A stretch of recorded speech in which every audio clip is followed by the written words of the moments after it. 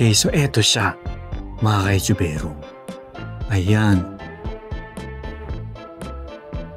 So, kita nyo naman yung... Andali, buksan natin yung ilaw natin para makita nyo. Oh! So, eto yung talagang masasabi nating atay. No? Ayan, kita nyo. So, syempre, usually, kapag sinabi nating atay, may tinatawag na parang kalabasa. Di ba? Pero, ayan. Napansin ko, no, etong mismong ano niya, medyo paslant siya. Hindi siya yung diretso. Paslant siya. Ayun pa yun. Tingnan nyo. Oh. Diba? Grabe mga ka-Echubero. Nakakatuwa. Kaya maraming salamat kay Sir Mike. Kasi, finally, pinayagan niya tayong mag-view dito sa, o mag-vlog dito sa kanyang bahay. No? Diba? Tayo naman yan. Oh. And, tignan nyo yung paa niya. Oh.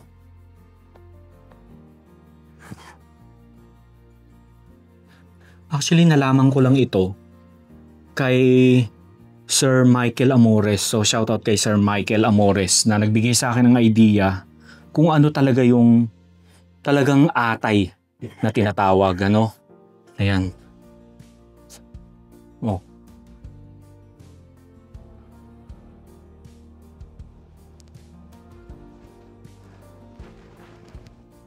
Wow. Sorry mga ka-Echubero ah. So medyo tumagal ako dito sa video natin ng atay kasi first time tayo nakakita ng atay. Diba?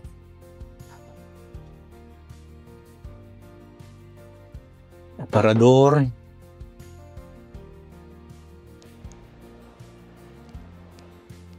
Galing oh.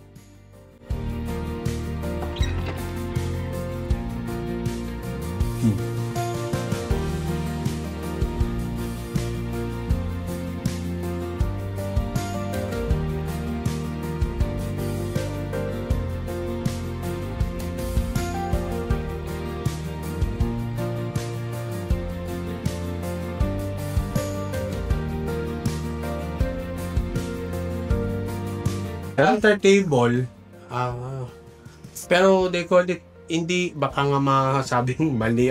Yung nga lang mag-aantik, tawag namin dyan, dinimonyo. Dinimonyo, di ba? So ito sir, original na antique tono na Original na baul. From Batangas. From Batangas. Made of balayong.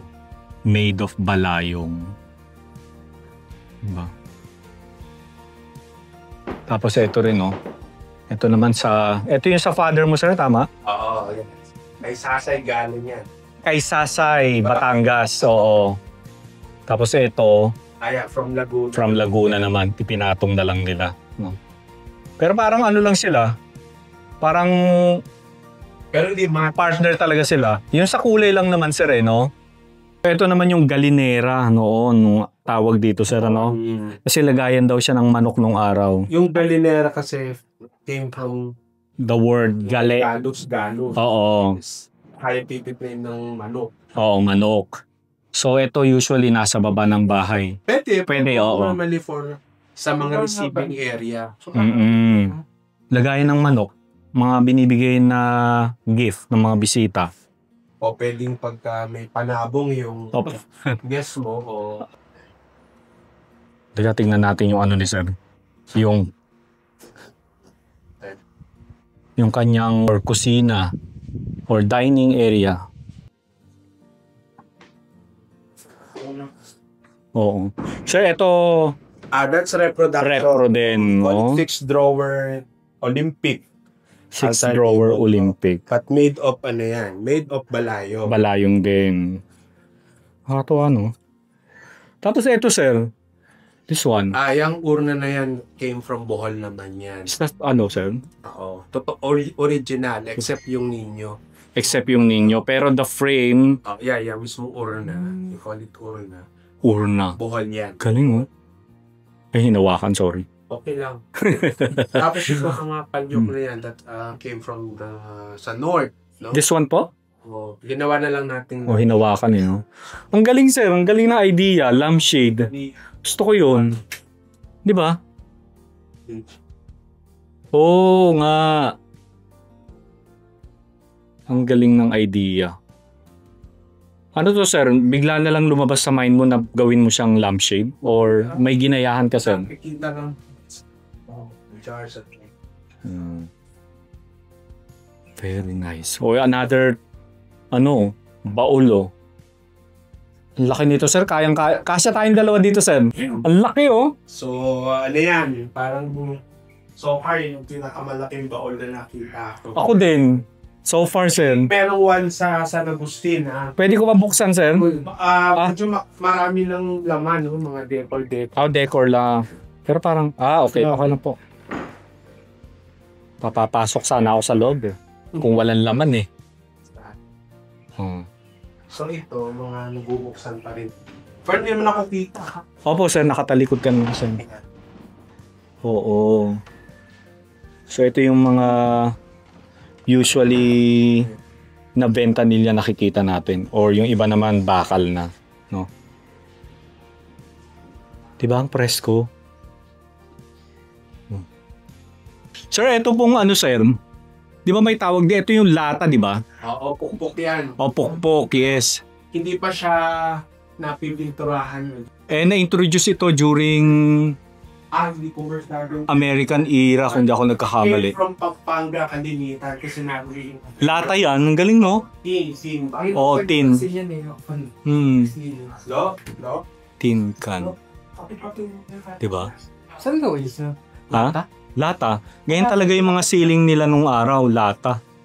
Kaya matibay talaga. Tapos may Yung oil sa loob hindi matatapon. So, ano siya, kaya siya ganun yung features niya. So, tingnan natin yung collection ni Sir ng Carnival glass. So, ito naman yung collection ni Sir Mike na Carnival glass na tinatawag. So, nakita ko na ito sa bahay ni Sir Meng sa Bulacan. Ayan, sa Marungko, Bulacan. Angat. So, ayan, so meron din si Sir. Ang dami, Sir. Parang bago. Yan. Pero luma na yan. Pero kita nyo naman. Mukha siyang bago. Feature ng Bangkirahan. Poster. Hindi naman kasama ito. So, pang sa baso. So, ito naman yung kanilang banggirahan. So, ang banggirahan noong araw is pagpatuyuan ng mga plates dyan or any na ginagamit natin sa kitchen. Ayan. Pero ito, sir, banggirahan mo, this is original. Wow! Parang ngayon lang ulit ako nakakita ng banggirahan na maayos-ayos pa.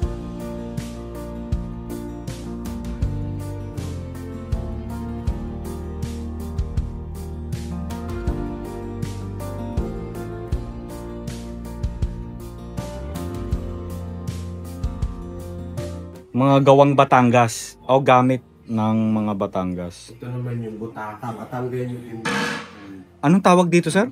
Balakatak. Balakatak. Para saan siya, sir? Parang signal, communication na yan. Pang scare din ng mga birds.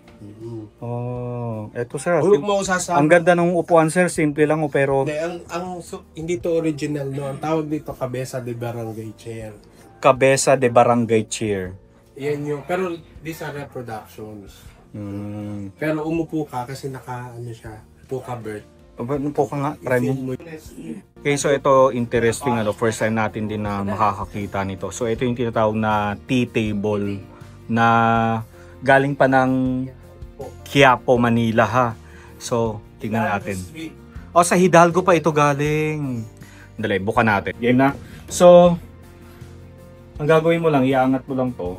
Tapos, yan, mag-i-spread na siya. So, para siyang kung titignan mo, stairs, no?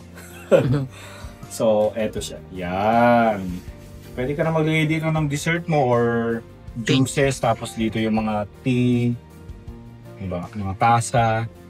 So, tea table. So antique to sir, tama no? No. Ngayon din ulit ako nakakita ng ganito. So pag tapos ka na, tutulog mo na siya. Yun. Galing. Pabalik na natin sa dati yung pinanggalingan. Tapos Kaya mo na, dyan na lang sa tab. wow, suman. Tapos, ito yung tsokolate sir, ano? O batirol? Oh? Batirol at batidor. Batirol at batidor.